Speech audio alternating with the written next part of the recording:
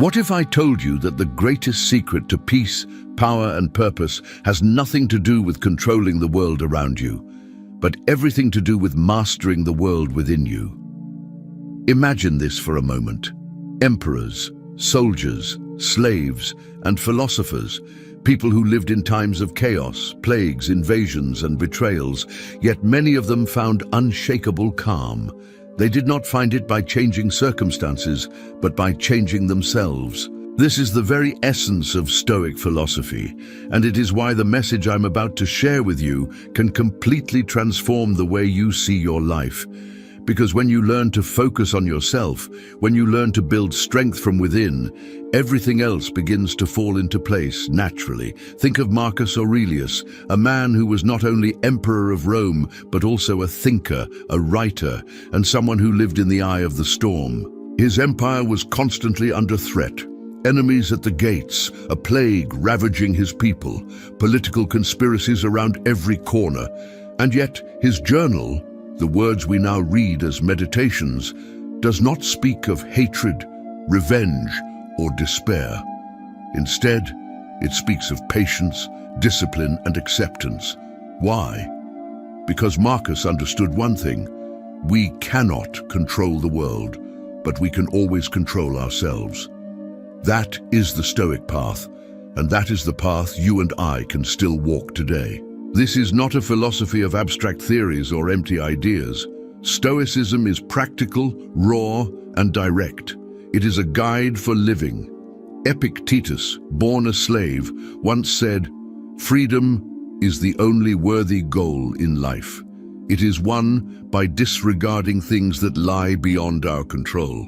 And this is exactly what you will discover in this video. Today, I will share with you 10 powerful Stoic lessons that can help you stop wasting energy on things you cannot control, and instead invest that energy in the only thing that truly belongs to you: your own mind, your own actions, your own character. And here is the promise: by the time you finish this journey, you will see your problems, your struggles, and even your pain through a completely different lens. You will realize that focusing on yourself is not selfishness, it is wisdom. Because only when you are strong within can you face the storms of life without being destroyed by them. These are not lessons that will demand you to change the entire world. They are lessons that will demand you to change your perspective. And once your perspective changes, everything else begins to align in ways you never thought possible. But let me give you a warning. These 10 lessons are not meant for passive listening. They are meant to be practiced, tested, and lived.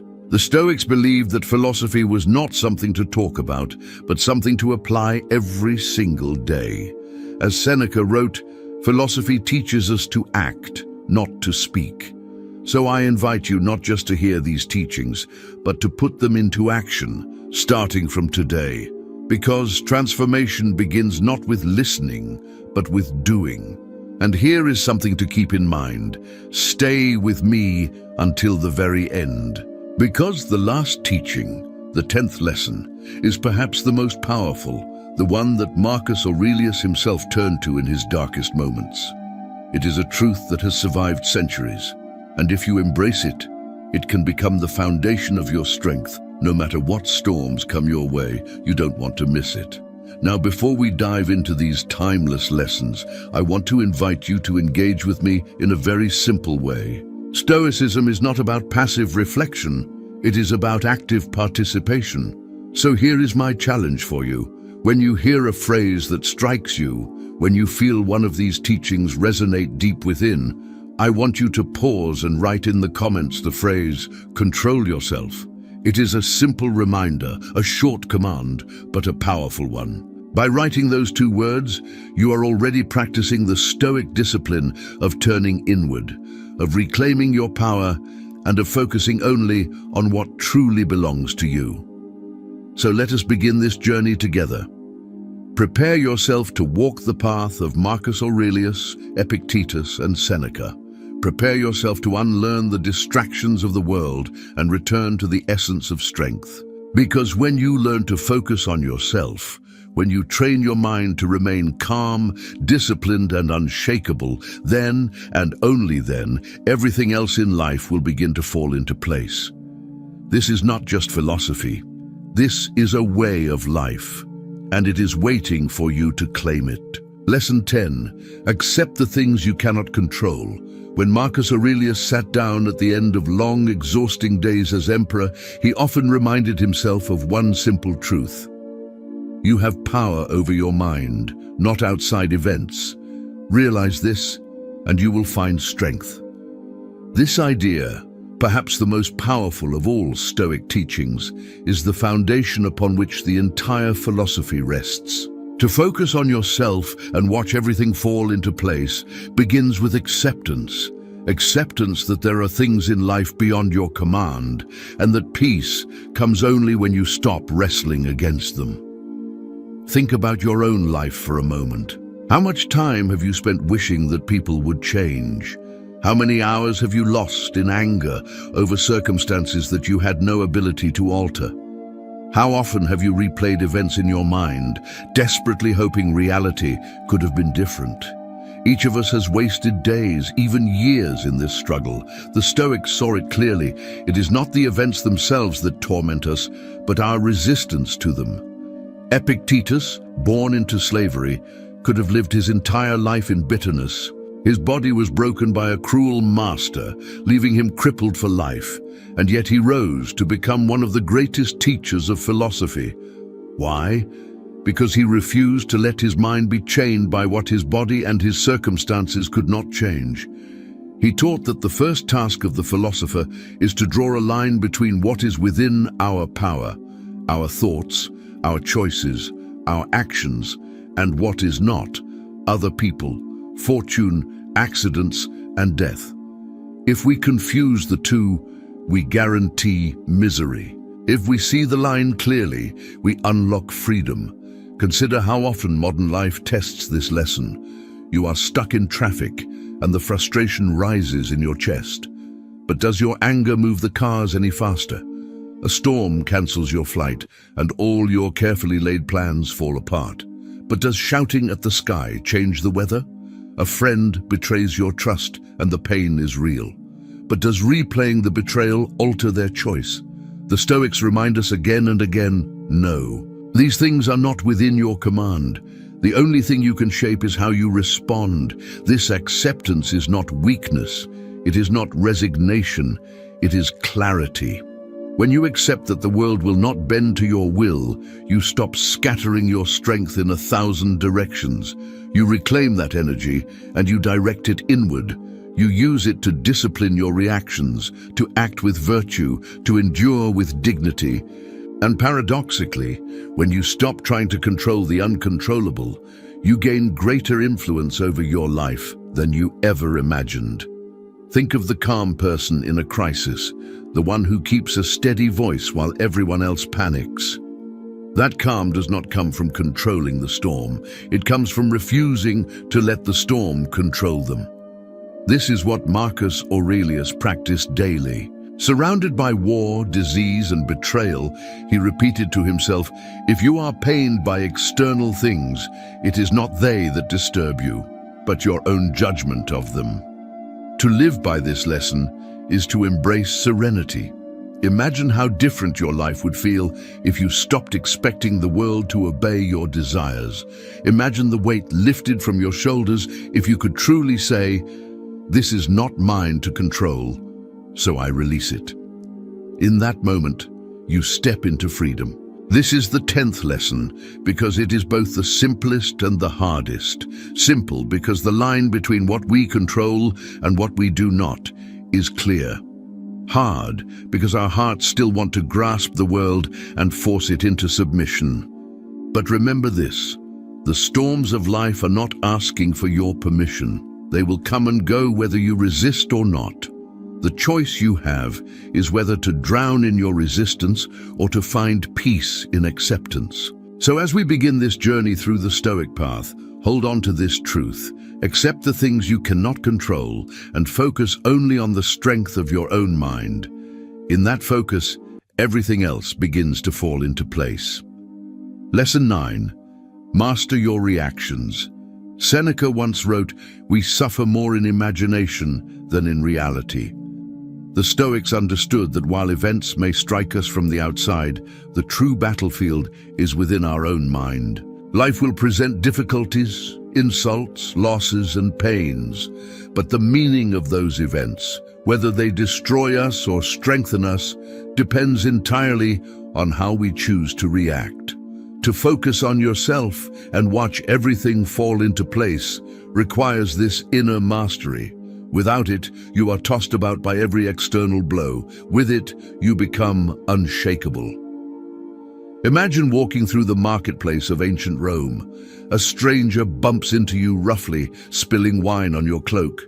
Do you lash out, cursing the man, escalating conflict in front of everyone? Or do you breathe, remember that accidents happen, and continue on with dignity? The event itself is neutral. It is your reaction that gives it the power to disturb your peace. And the same is true today, whether it is a rude driver, a critical co-worker, or a family argument.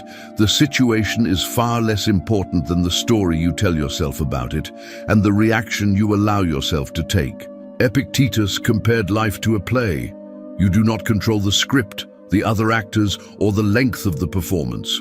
You control only how you play your role. If someone insults you, it is as if a fellow actor delivers a line. The line itself cannot harm you unless you step out of character and forget your purpose. Your purpose is to act with reason, with virtue, and with composure. By mastering your reaction, you remain true to your role, no matter how chaotic the scene around you becomes. Think of the people you admire most in your own life.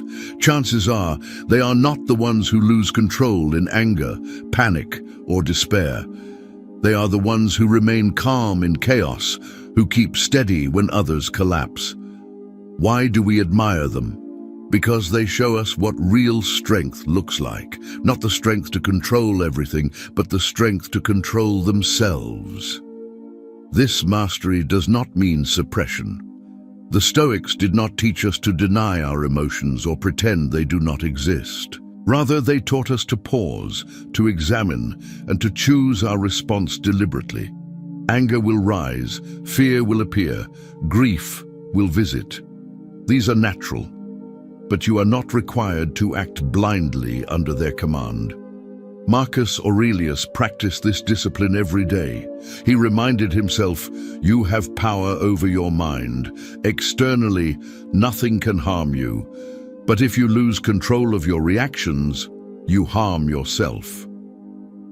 Consider a modern example. You receive a harsh email at work. Your pulse quickens, your chest tightens, your mind fills with retorts. At this moment, you have two paths. One is to react instantly, to reply with sharp words that may damage relationships and your own reputation. The other is to step back, breathe, and wait until clarity returns. By choosing the second, you demonstrate mastery, not over the other person, but over yourself. That mastery protects your peace and keeps your integrity intact. The Stoics believed that this inner mastery is not only a defense, but also a form of freedom. If no one can force you to react in ways you do not choose, then no one can truly enslave your spirit.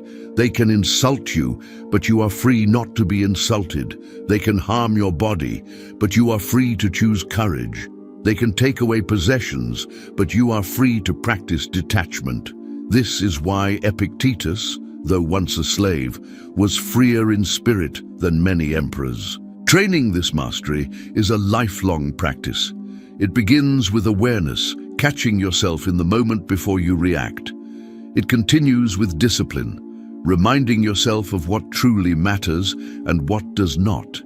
And it deepens with repetition. Each time you choose calm over chaos, you strengthen the habit of mastery. Over time, this becomes your nature. You no longer need to wrestle with anger because you have taught your mind to respond with reason. To master your reactions is to hold the key to peace. Without this mastery, even the smallest insult can disturb your day. With it, even great misfortunes cannot rob you of your dignity. Marcus Aurelius faced conspiracies, betrayals, and the collapse of armies, yet his writings show a steady hand, a calm tone. He knew the truth. The world will test you, but your reaction defines you. So let this lesson sink deeply. Focus not on what others do, not on what fortune brings, but on how you respond. In this lies your power. In this lies your freedom. And when you master your reactions, you will discover that everything else in life begins to align, not because the world changes, but because you are unshaken by it. Lesson 8. Live according to nature. The Stoics often repeated a phrase that sounds simple, but contains a depth of wisdom that can reshape your entire life. Live according to nature. At first, this may sound vague or even outdated. What does it mean to live according to nature in a world of skyscrapers, digital screens, and artificial lights? But when we examine it closely, we see that this lesson speaks directly to our deepest struggles today. To live according to nature is to align yourself with reality as it is, not as you wish it to be. It is to understand your place in the world, your role as a human being, and to live in harmony with reason, virtue, and the natural order of life. For Marcus Aurelius, living according to nature meant remembering that he was not just an emperor, but also a man, a mortal creature subject to sickness, aging, and death like everyone else. He reminded himself daily that he was a part of the larger whole, that he existed not to indulge in selfish pleasures, but to serve, to contribute, and to live with justice. "What is not good for the hive is not good for the bee," he wrote, teaching himself that his nature was not isolated but connected.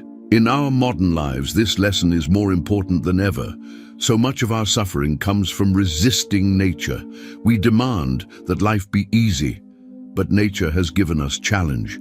We demand that others always treat us kindly, but nature has given us a world of unpredictable personalities. We demand permanence, but nature has built everything to change, to age, and to pass away. To live according to nature is to stop fighting these truths and to start flowing with them. Think of a river. If you jump into it and fight against the current, you exhaust yourself and make no progress. But if you accept the flow and align yourself with it, you move forward with ease. Life is the same. Illness, aging, setbacks, and loss are part of nature's current. Fighting them does not stop them, it only drains your spirit. Acceptance, on the other hand, allows you to move with grace. Seneca warned often against resisting what is natural. He said, "Fate leads the willing and drags the unwilling." In other words, you can either walk in step with reality or be dragged by it in pain. How many times in your own life have you been dragged, holding on to relationships long after they had ended, resisting change at work, only to be forced into it anyway, clinging to youth while time moves steadily forward? These struggles are not caused by life itself, but by our refusal to live according to nature. But the Stoics also meant something deeper. Living according to nature is not only about accepting external events, it is also about living up to your own human nature. And what is the nature of a human being? The Stoics believed it is to use reason, to act with virtue, to live as a social being in harmony with others. When we betray this nature, when we live in selfishness, cruelty, or ignorance, we tear ourselves apart. When we honor this nature, when we live with courage, justice, temperance, and wisdom, we find peace. In practical terms, this means asking yourself daily, am I living in line with what I was made for? Am I using my reason to guide my choices, or am I ruled by impulses? Am I acting with justice, or am I harming others for my own gain? Am I practicing self-control, or am I letting desires rule me? These questions root you in your true nature. They remind you that you are not here to consume endlessly, to argue aimlessly, or to chase shallow pleasures. You are here to live as a rational, virtuous social being. Modern life tempts us to forget this. We are told that happiness comes from possessions, from status, from indulgence. But none of these align with nature. They are artificial distractions. This is why so many people feel empty, even when they seem to have it all. The Stoics remind us that fulfillment comes not from resisting nature, but from returning to it, living simply, living justly, living with awareness that we are part of something greater. Living according to nature also means accepting impermanence. Everything changes, everything ends. The seasons teach us this every year. Spring blooms, summer flourishes, autumn fades, and winter strips everything bare. Human life is the same. To resist this is to invite endless grief. To accept it is to find beauty in each moment, knowing that it is part of the natural cycle. Marcus Aurelius reflected often on this truth, reminding himself that he too would soon be gone, just like the emperors before him. Far from depressing him, this gave him clarity. It urged him to use his short time to live well. So what does this lesson mean for you today? It means aligning yourself with reality instead of demanding that reality align with you. It means recognizing your own human nature and striving to live with reason and virtue. It means embracing change instead of resisting it. And it means remembering that you are part of something larger than yourself, and your duty is not only to yourself, but also to the whole. To live according to nature is to live free, free from the chains of unrealistic expectations, free from the torment of fighting against what must be, free from the illusions that society sells us. It is to walk in step with the world as it truly is, and in doing so, to discover peace. Lesson 7. Embrace adversity as training. The Stoics did not pray for an easy life. They did not ask the gods to remove obstacles from their path.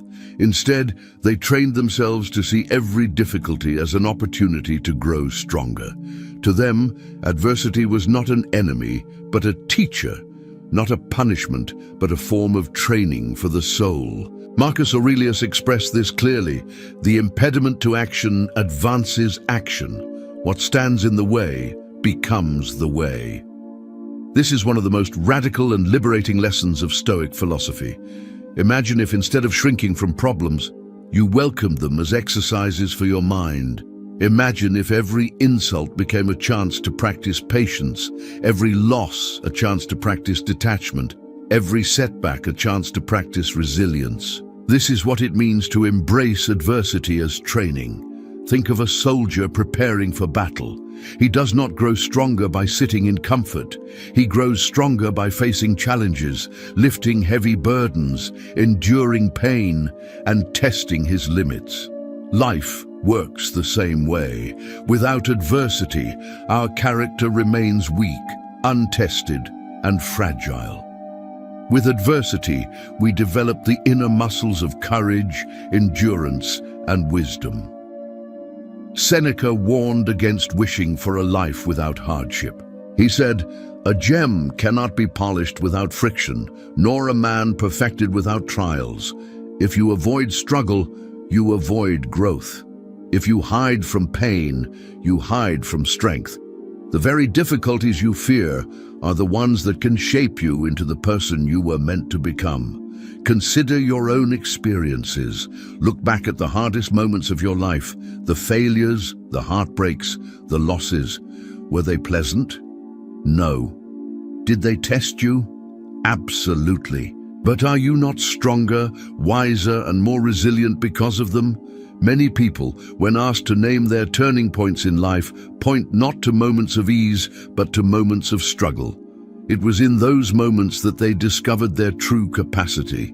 Epictetus, who endured slavery and disability, urged his students to see hardship as material for virtue.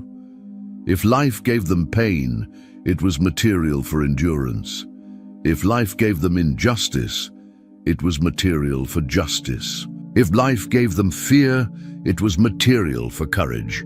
To him, the world was like a training ground, and each difficulty was a weight placed on the soul to make it stronger. In modern life, we often fall into the trap of comfort. We seek convenience, ease, and safety at every turn, but comfort breeds weakness.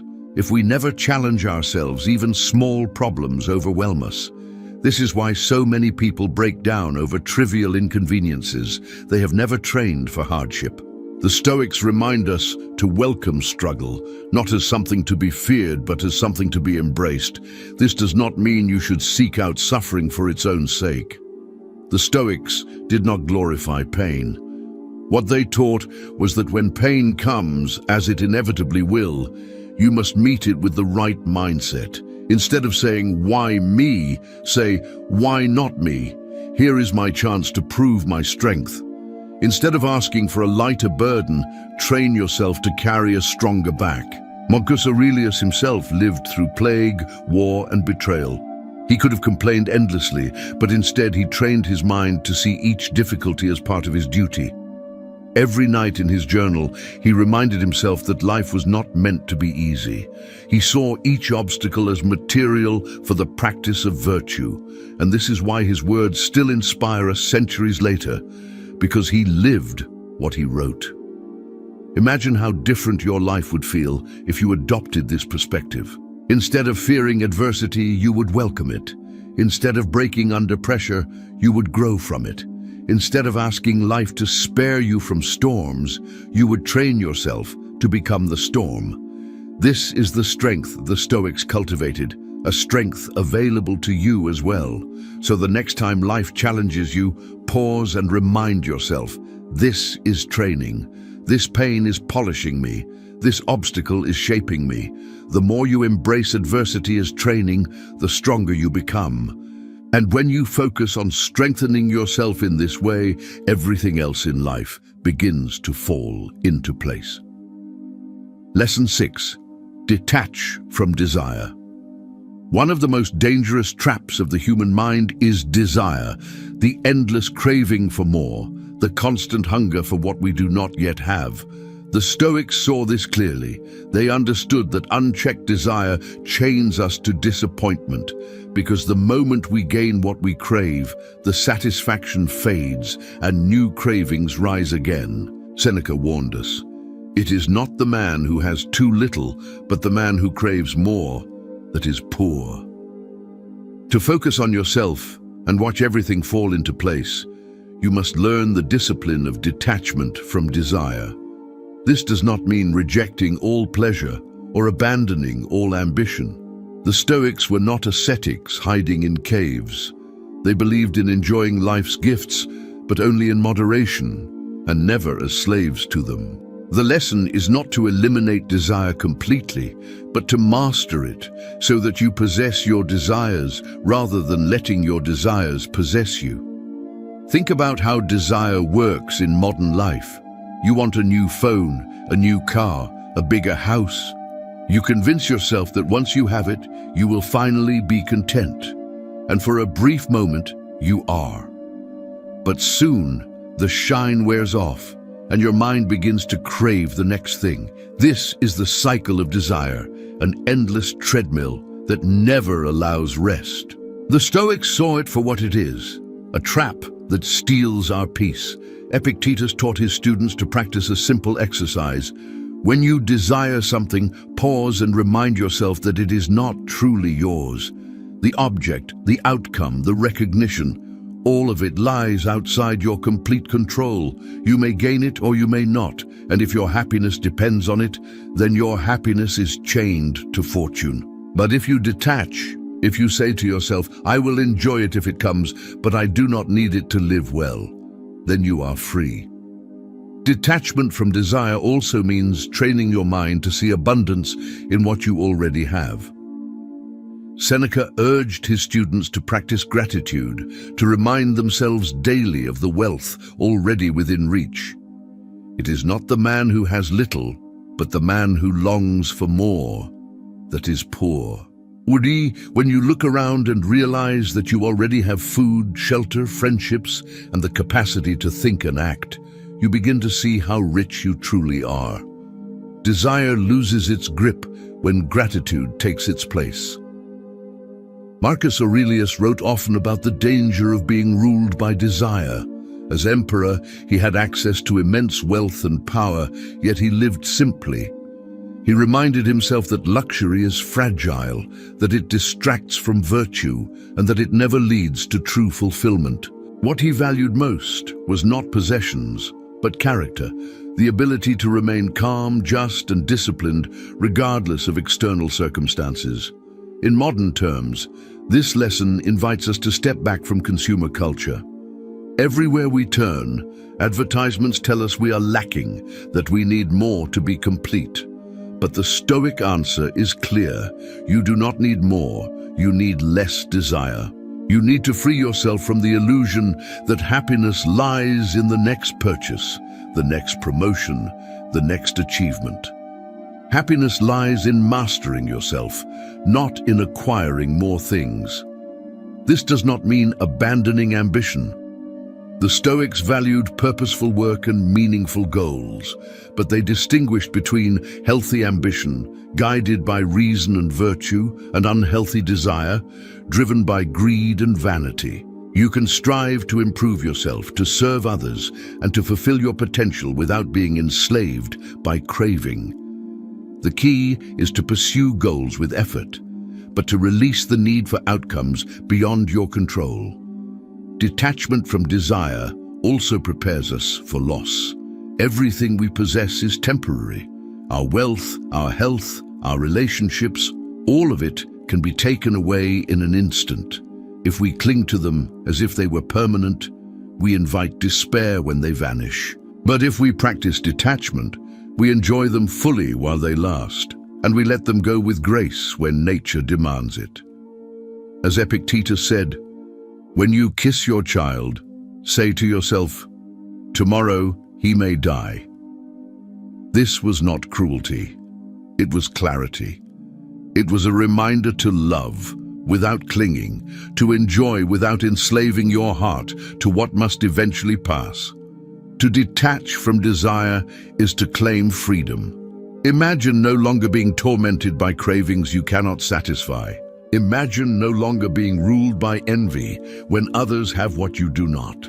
Imagine being able to enjoy the simplest pleasures, food, friendship, nature, without needing anything more. This is the freedom the Stoics promise. So the next time you feel the pull of desire, pause. Ask yourself, will this truly make me free or will it bind me tighter? Choose instead to focus on what is already within you, your character, your reason, your ability to act with virtue. In this lies wealth greater than any fortune. And when you free yourself from desire, everything else in life begins to fall into place. Lesson 5. Practice voluntary discomfort. The Stoics believed that true strength is not built in times of ease, but in times of hardship. Yet they also understood something remarkable. You do not need to wait for life to test you. You can train yourself through voluntary discomfort. Seneca practiced this regularly. He would wear coarse clothing, eat simple food, and remind himself, "Is this what I feared?" By exposing himself to discomfort on purpose, he prepared his mind to face real hardship without fear.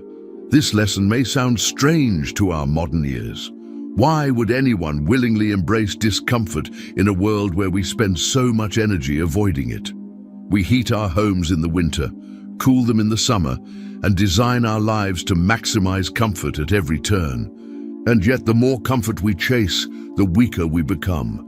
Small inconveniences feel unbearable. Minor setbacks feel like tragedies. The Stoics saw comfort as dangerous because it makes us fragile. Voluntary discomfort reverses this fragility. When you choose hardship in small doses, you toughen your spirit. When you sleep on the floor for a night, you remember that you do not need luxury to rest. When you fast for a day, you realize that hunger is not as frightening as you once thought. When you take a cold shower, you remind yourself that you can endure what is unpleasant. Each of these practices builds resilience. Each is a way of teaching your mind, I am stronger than my circumstances. Epictetus, who knew true hardship, told his students, difficulties show what men are. By voluntarily practicing discomfort, you train yourself to meet difficulties with strength rather than fear. You remind yourself that you can survive with less, and in doing so, you discover freedom. Because what can fortune take from a man who has already trained himself to live with little? Consider how fragile modern society has become. A slow internet connection sparks anger. A delayed flight creates panic. A broken appliance feels like a crisis. But these are not crises. They are small inconveniences. The Stoic practice of voluntary discomfort puts these in perspective. When you have trained yourself to endure hunger, cold, and fatigue, these minor problems no longer disturb you. You become steady, calm, unshaken. Seneca often reflected on the wealth he possessed, but he feared its power over him. That is why he would deliberately live as if he were poor, reminding himself that wealth was not necessary for happiness. He wrote, "Set aside a certain number of days, during which you shall be content with the scantiest and cheapest fare, with coarse and rough dress, saying to yourself the while, 'Is this the condition that I feared?'" By doing so, he freed himself from the fear of poverty. He proved to himself that even if fortune turned against him, he could still live well. This practice does not require extremes. You do not need to abandon your home or starve yourself. The point is not to harm yourself, but to remind yourself that you can endure more than you think. Small acts of discomfort are enough. Walk instead of driving, skip a meal, sleep without a blanket, wear the same clothes for several days. Each act is a reminder. Happiness does not depend on comfort, and peace does not depend on luxury. By practicing voluntary discomfort, you also build gratitude. When you return to comfort after choosing discomfort, you appreciate it more deeply. A simple meal tastes like a feast after fasting. A warm bed feels like paradise after a cold night. In this way, discomfort sharpens your sense of gratitude for what you already have, and gratitude is one of the deepest sources of peace. In our modern world, many people live in constant anxiety about losing what they have. They fear losing wealth, status, or possessions. But voluntary discomfort dissolves this fear. When you deliberately give up comfort, you realize that you can live without it. You no longer fear poverty because you have already practiced it. You no longer fear hardship because you have already endured it. This is freedom, to live without fear of losing what is not essential. Imagine how powerful you would feel if you knew with certainty that you could endure anything. Imagine facing the possibility of loss not with terror, but with calm acceptance. This is the gift of voluntary discomfort. It prepares you for life's storms by reminding you that your happiness is not tied to possessions, luxury, or ease. It is tied to your ability to remain strong no matter what. So take this lesson seriously. Begin small. Choose one act of voluntary discomfort this week. Eat a simple meal of bread and water. Take a walk in the cold without complaining. Sleep without your usual comforts. As you do, remind yourself, this is enough. I can endure this. Each act will strengthen your spirit, and the stronger your spirit becomes, the less the world can shake you. Voluntary discomfort is not punishment. It is training. It is how you prepare your mind for the inevitable hardships of life. And when real adversity comes, as it always does, you will meet it not with fear, but with strength. That is the Stoic way. Lesson 4. Guard your time fiercely. Of all the resources in the world, time is the only one that cannot be replaced. You can lose money and earn it again. You can lose possessions and acquire new ones, but every hour, every minute that passes is gone forever. The Stoics understood this with painful clarity. Seneca warned, "It is not that we have a short time to live, but that we waste much of it." To live well, to focus on yourself and watch everything fall into place, you must learn to guard your time fiercely. Think for a moment about how you spend your days. How many hours slip away in distractions, scrolling through endless feeds, arguing about trivial matters, indulging in gossip, chasing pleasures that vanish as soon as they arrive? If you add them up, you may find that a large part of your life has been given to things that bring no lasting value. The Stoics urged us to wake up to this reality, to stop living as if we had an endless supply of tomorrows, and to treat each day as if it could be our last. Marcus Aurelius reminded himself constantly of the brevity of life. In Meditations, he wrote, "You could leave life right now. Let that determine what you do and say and think." These words are not meant to depress, but to sharpen focus. They are a call to live intentionally, to stop wasting time on things that do not matter, and to dedicate yourself to what is essential. Guarding your time means becoming conscious of how you spend it. It means asking yourself, is this worthy of my limited hours? Is this action aligned with my values, my purpose, my nature? If the answer is no, then you must have the courage to let it go. To say no is not selfishness, it is wisdom. Because every time you say yes to something trivial, you are saying no to something meaningful. Seneca criticized those who guarded their wealth more carefully than their time. He observed that people become furious when a small amount of money is stolen from them, but they allow hours, even years, to be taken without protest. He called this the greatest waste of all, to hand over your life, piece by piece, to distractions and trivialities, while pretending you have an infinite supply. In modern times, this lesson is even more urgent. The world is designed to steal your attention. Technology, entertainment, and advertising compete endlessly for your time. If you are not vigilant, you will wake up one day realizing that much of your life has been consumed by empty distractions. Guarding your time fiercely is not optional, it is essential. This does not mean living in rigidity or denying yourself joy. It means choosing consciously. It means valuing quality over quantity. It means investing time in relationships that matter, in work that fulfills, in study that enlightens, and in moments of quiet reflection that strengthen your soul. It means refusing to waste yourself on resentment, envy, or pursuits that have no meaning. Marcus Aurelius himself faced enormous demands on his time as emperor, yet he carved out moments for writing, reflection, and philosophy. He knew that without these practices, his spirit would wither under the weight of endless duties. If the Emperor of Rome could guard his time, then surely we can too. To apply this lesson, begin by observing where your time goes. Keep a journal for a week. Notice how much is spent on distractions, on things outside your control, on empty indulgences. Then ask yourself, what can I cut away? What can I replace with something worthy? Even small adjustments create immense change. Guarding your time also means embracing mortality. Remembering death is not morbid, it is liberating. When you know that your days are limited, you stop postponing what matters. You stop saying, "I'll do it someday," and you start living today. Seneca urged us to live each day as a complete life, so that whenever death comes, we are ready, because nothing essential has been left undone. So let this lesson take root in you.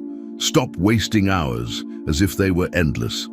Start treating your time as the rarest treasure you possess. Focus on what matters most, your character, your virtues, your purpose, and give your hours only to those things. Because in the end, it is not how long you live that matters, but how well you use the time given to you. When you guard your time fiercely, distractions lose their power. Regret fades. Life becomes sharper, fuller, more intentional. And when you focus your time on what truly matters, you will see that everything else begins to fall into place. Lesson 3. Control your thoughts. Epictetus taught a truth so simple and yet so profound that it can reshape an entire life. It's not what happens to you, but how you react to it that matters. At the very core of this truth is the discipline of controlling your thoughts. The Stoics believed that our minds are the true battleground of life. If you can master your thoughts, no storm can shake you. If you cannot, even the smallest breeze will topple you. Every day, countless impressions bombard us. A harsh word from a stranger, a disappointing message from work, an unexpected problem that interrupts our plans. Immediately, the mind begins to create stories. This is unfair, this is terrible, this ruins everything. And in those thoughts, our suffering multiplies. Yet the Stoics insisted the external event is not the problem is the judgment we attach to it. Marcus Aurelius reminded himself, you have power over your mind, not outside events. Realize this, and you will find strength. Notice the key. Your mind is yours. Your judgments are yours. No one can force you to think in a certain way unless you surrender that power. And so, the great task of Stoicism is to reclaim this power, to stop letting your mind run wild, and to train it to serve reason and virtue. Imagine a guard standing at the gates of a city. His duty is to inspect what enters, allowing only what is safe and useful, rejecting what is harmful. In the same way, you must become the guard of your own mind.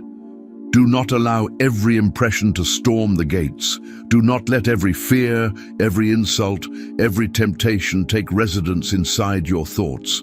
Examine them first. Ask, is this true? Is this useful? Is this worthy of my peace? If not, let it pass. This practice requires vigilance. Seneca compared uncontrolled thoughts to an enemy within. He warned that most people are miserable not because of the world, but because of the way they think about the world. Fear imagines disasters that never happen. Anger interprets accidents as insults. Envy exaggerates the happiness of others. If you do not master these thoughts, they master you. In modern life, this lesson is more urgent than ever. Social media, news, and constant notifications flood the mind with impressions. If you absorb them unfiltered, they shape your thoughts and therefore your emotions without your consent. One headline can ruin your peace for an entire day. One comment online can make you doubt your worth. But remember, these are only impressions. You have the power to accept or reject them. You have the power to choose which thoughts will live in your mind. Controlling your thoughts does not mean denying reality. The Stoics did not ask us to pretend that pain or loss does not exist. What they taught is to see reality clearly, without exaggeration, without distortion, and without judgment that makes things worse. When pain comes, acknowledge it, but do not add the story. This should not happen to me. When loss comes, acknowledge it, but do not add the thought. This means my life is over. Reality is enough. It does not need the weight of unnecessary judgments. Marcus Aurelius practiced this discipline daily. He would remind himself, if you are pained by any external thing, it is not the thing that disturbs you, but your judgment about it, and this you have the power to revoke. This is a reminder to all of us. Your mind is your kingdom.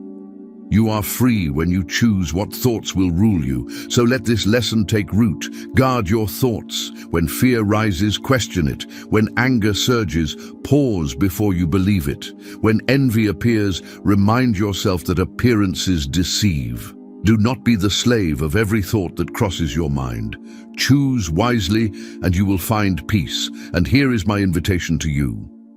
If this lesson resonates, if you feel the truth of it stirring in your mind, I want you to write in the comments the phrase, "Master the mind."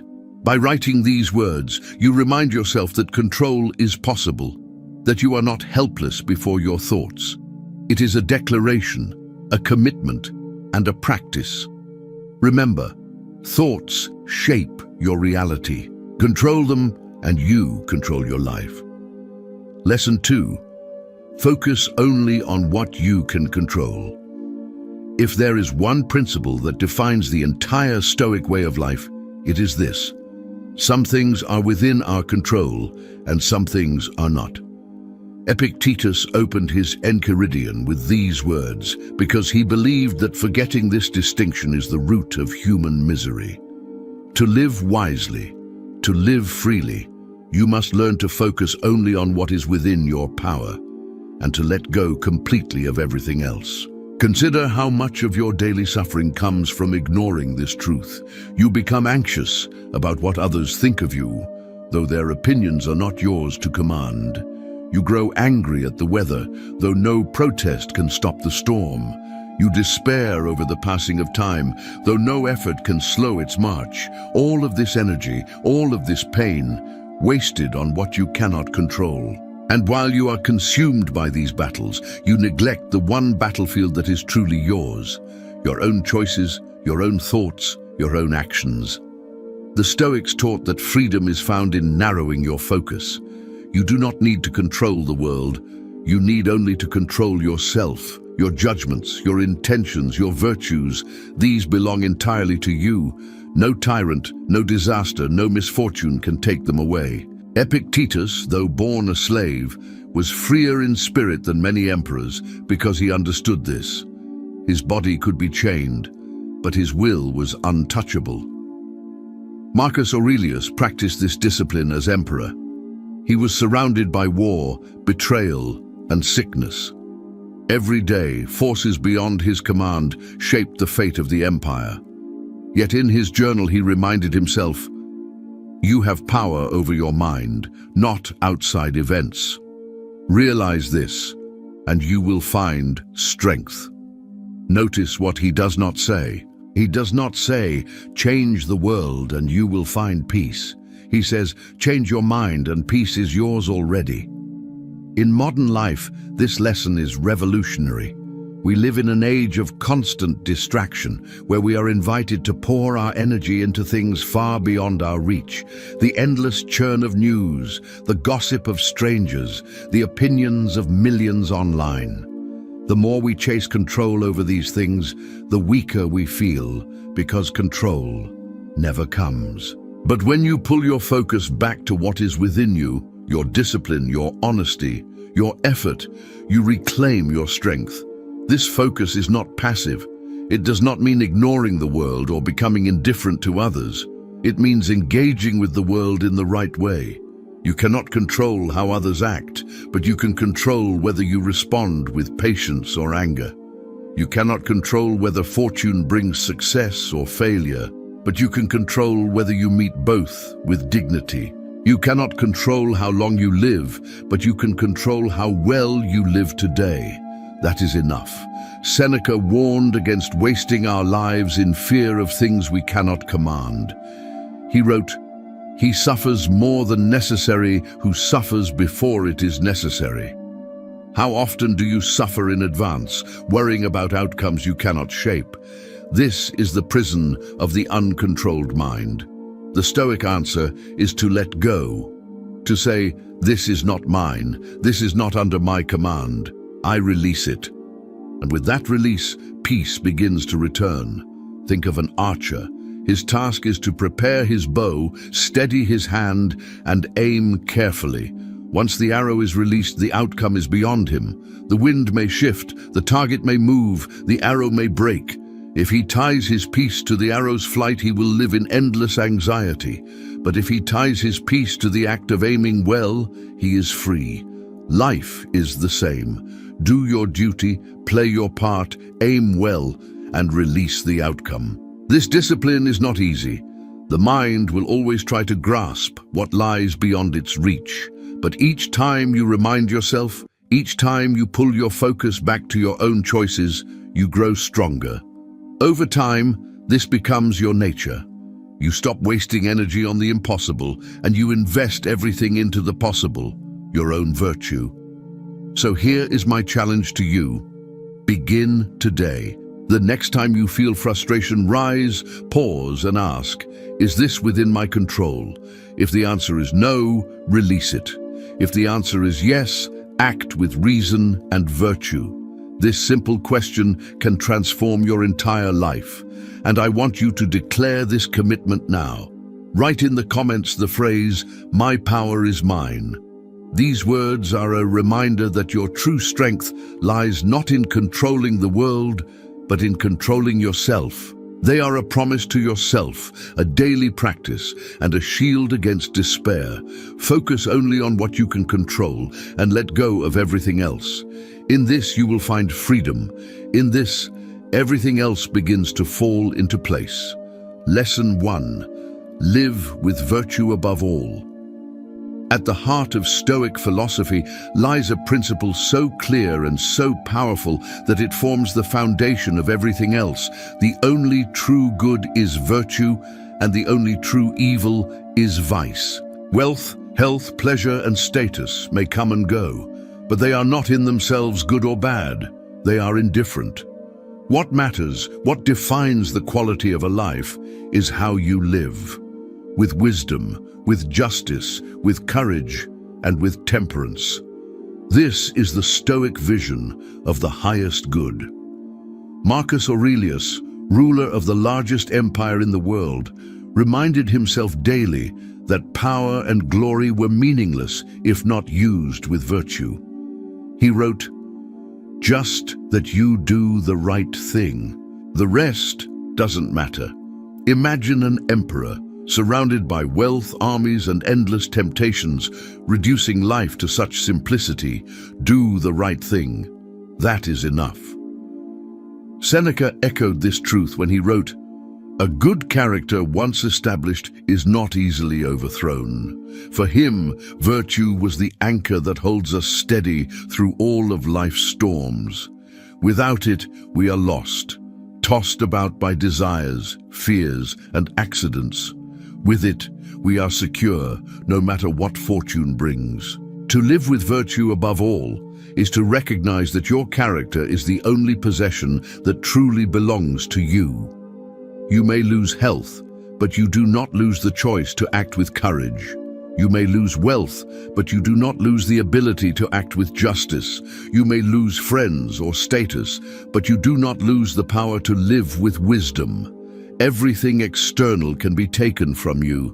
Virtue cannot. In practical terms, the Stoics identified 4 cardinal virtues to guide life.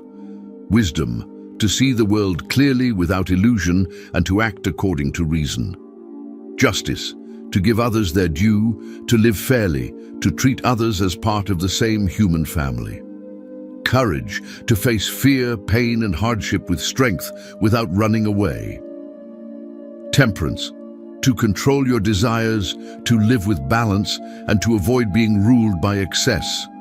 These virtues are not abstract ideals. They are daily practices. Each decision is a test.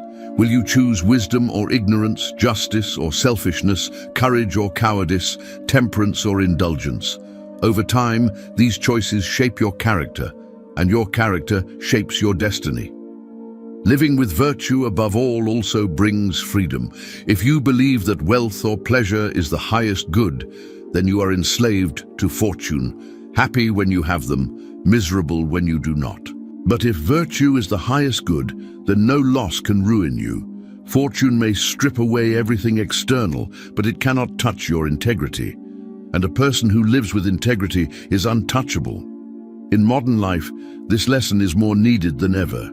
We live in a world that worships success, status, and possessions, often at the cost of integrity. But look closely, how many wealthy people are restless? How many powerful people are miserable? How many famous people are broken? Without virtue, none of these externals bring peace, but with virtue, even poverty, obscurity, and sickness can be endured with dignity. Marcus Aurelius faced betrayal, illness, and endless war, yet he never abandoned his commitment to virtue. He reminded himself, if it is not right, do not do it. If it is not true, do not say it. This simple rule guided the Emperor of Rome, and it can guide you as well. So ask yourself each day, am I living with wisdom? Am I practicing justice? Am I showing courage? Am I exercising temperance? If you can answer yes, then no matter your circumstances, you are living well. That is the Stoic promise. And here is my final invitation to you. If this lesson resonates, if you are ready to make virtue your compass, then write in the comments the phrase virtue first.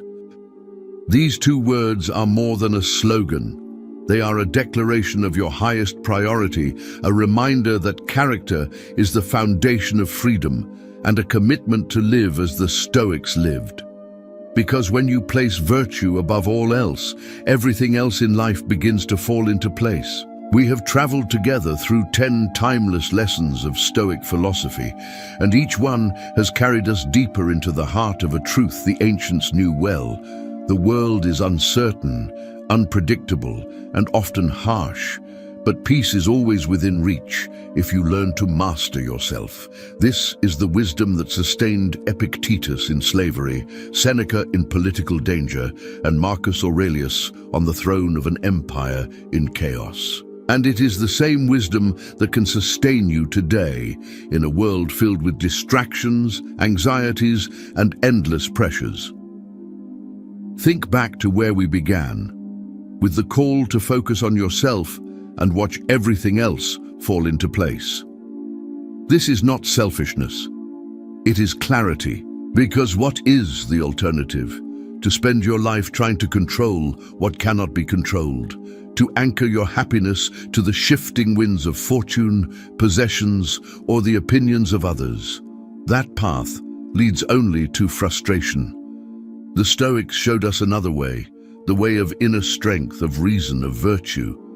The 10th lesson taught us to accept what we cannot control. The 9th taught us to master our reactions. The 8th reminded us to live according to nature. The 7th urged us to embrace adversity as training. The 6th called us to detach from desire. The 5th encouraged us to practice voluntary discomfort. The 4th reminded us to guard our time fiercely. The 3rd commanded us to control our thoughts.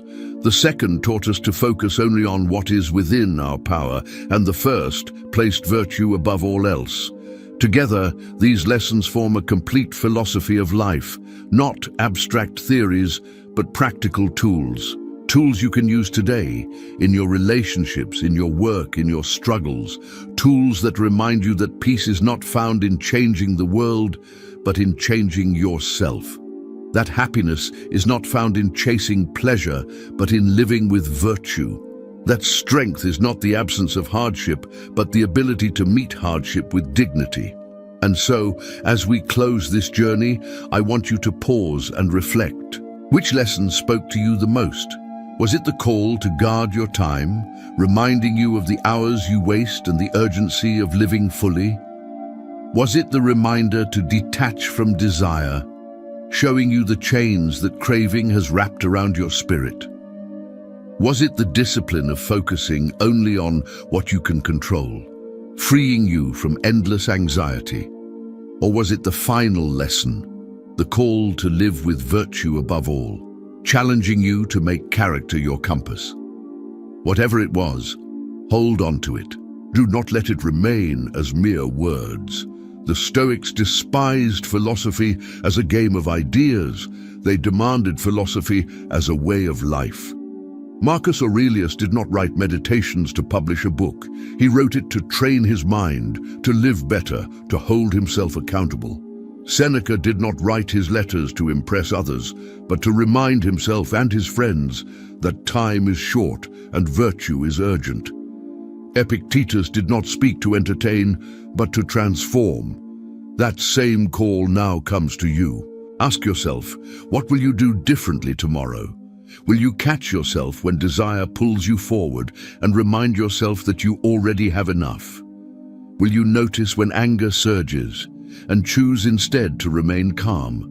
Will you face an obstacle not with despair, but with the mindset of training? Will you guard your time as fiercely as you guard your money? Will you put virtue above all else?